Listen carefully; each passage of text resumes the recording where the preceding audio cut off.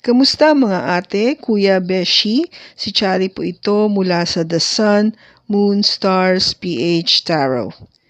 Ipapaalam ko lang po na ito po ay isang general read o pangkahalatang pagbabasa at maaring hindi lahat ay magtugma sa inyong sitwasyon.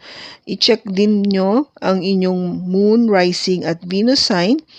Baka doon mas tumugma ang read para sa inyo. At kung ang mensahe ay tama sa inyo, paki-like lang po at mag-subscribe kung hindi pa ninyo ito ginagawa. Okay, mag-umpisa na po tayo. Hello po mga ate, kuya, beshi. Kamusta na po kayo? Dito ulit ako si Chari para gumawa ng another reading.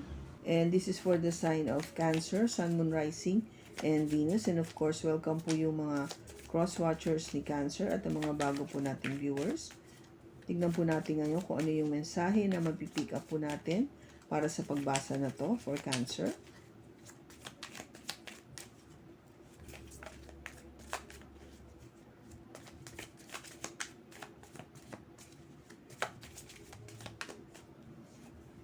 We have the Knight of Pentacles,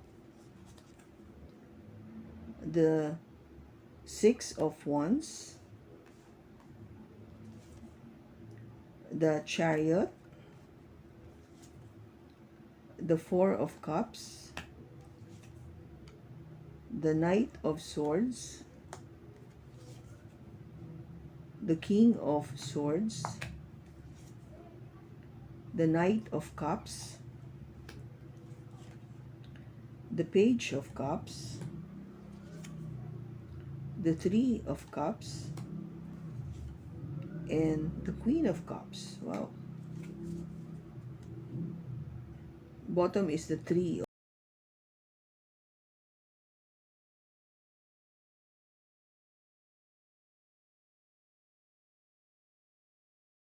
Okay, Cancer, ang pinaka-sentro ng ating pagbasa ay dito sa Knight of Pentacles.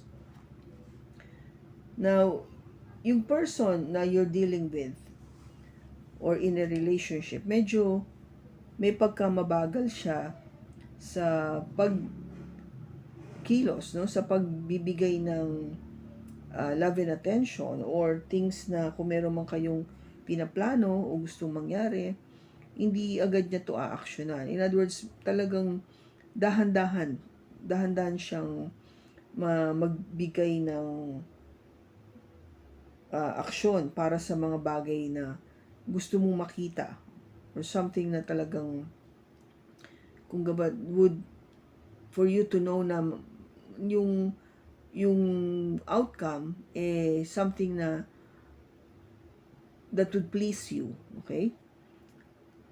Pero kasi dahil nga mabagal siya, pero kasi yung good qualities naman itong Knight of Pentacles na to is somebody na talagang sure, no? Sure ka naman dito.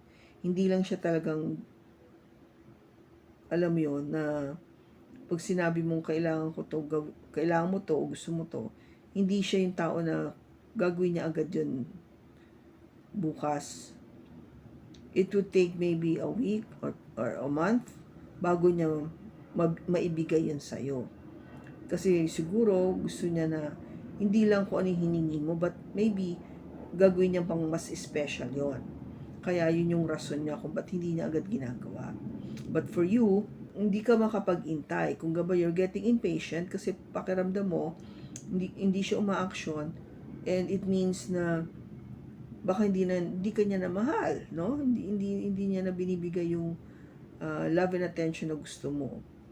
Kasi what's crossing this is the Six of Wands, something na kung gaba parang very egoistic yung dating. Pakiramdam mo dito sa tao na to is napaka-egoistic. Kaya hindi umaaksyon. Kung gaba parang hindi, kasi gusto niya siya yung mamumuno, siya yung mauuna, ayaw niya nang nauunahan siya o i-dominate mo siya, something like that. Now, sa past kasi, we have the Chariot, which is your energy, no, Cancer. I think you may already made that decision, no? May decision na nung past na to be truthful with the King of Swords, na mag-usap tayo na kailangan honest tayo sa isa't isa. na hindi pwedeng may tinatago, no? Na kasi nga dahil sa yung attitude nito na mabagal, ang pakiramdam mo parang hindi siya nagiging honest sa o hindi siya nagtatapat kung bakit hindi siya ganun, bakit siya ganun kabagal. Gusto mo kasi maintindihan nyo kung bakit nga ganun, anong reason behind. And for you kasi, yung gusto mo is talagang may speed, no, with the Knight of Sword. Gusto mo speed, yung mabilis, yung may action agad, may outcome. Hindi yung maghihintay ako, tapos pag naghintay ako, wala pa. Hindi ko pa alam kung kailan mangyayari. Ikaw yung gusto mo na, kasi these two cards, no, the Chariot and the Knight of Swords are both something to do with movement, no, paggalaw. So gusto mo mabilis, pareho, no? Both of these cards means speed. Dapat mabilis yung maging outcome nito. Kasi kung meron ako sinabi o meron tayong pinlano, gusto ko matupad agad yon. Hindi ako mag-iintay. Hindi katulad mo. Kung ba siya nag-iintay, nagpaplano, nagre-research muna. Ikaw gusto mo hindi. Parang, eto na, napag-usapan na natin, ano pang kailangan, gawin na natin. Yun yung iniisip mo. Kaya kung gaba, sa'yo, in the near future, Cancer, is with the Four of Cups, parang nagkakaroon ka ng second thoughts. No? You're having second thoughts when it comes to this relationship. When it comes to this person, no? Yung person mo. Nagkakaroon ka ng second thoughts dun sa love na ino-offer niya sa'yo. Kasi para sa'yo, parang, totoo ba to? Totoo ba akong mahal nitong tao na to? Parang hindi kasi pakiwari ko hindi siya yung truthful hindi siya yung hindi bukal sa loob niya yung sinasabi niya sa akin na mahal niya ako. Pero kasi nga dahil nga sa nagiging movement ng tao na to, para sa'yo hindi mo magets talaga, Cancer. Kasi ang gusto mo, no, the advice is ipakita mo sa akin yung pagmamahal mo. Show it to me. Show it to me now. So I would know. No? These are all cups. So this is all about emotion. So this is basically you, no, water sign. No? Ipakita mo yung emotion. Sabihin mo sa akin yung iyong emotion. Mag-celebrate tayo together. Let's go out. Let's have a date. Have fun. And of course, the outcome is mas magiging maganda yung relationship natin. Kasi mas naipakita natin pareho yung ating pagmamahal sa isa't isa. So that is what you wanted, Cancer. No, gusto mo yung ganon. Yung talagang, kung gaba transparent yung emotion. And ang inaano mo kasi is baka masaktan kaya ako dito with the Three of Swords. Masaktan kaya ako dito sa person ko to kasi sa akin kasi ikaw na you're the one for me. Ikaw ang tingin ko sa iyo is my Two of Cups, no? My soulmate. Two of Cups. Kaso parang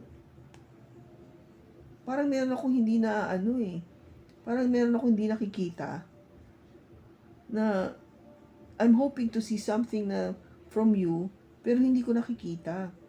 Yung effort ba? Yung effort nga na maging, yung ipakita mo yung pagmamahal na yun sa akin. Maybe, Cancer, I think you're expecting too much from your person. Tandaan mo, hindi siya water sign, no? I think your person is a earth sign.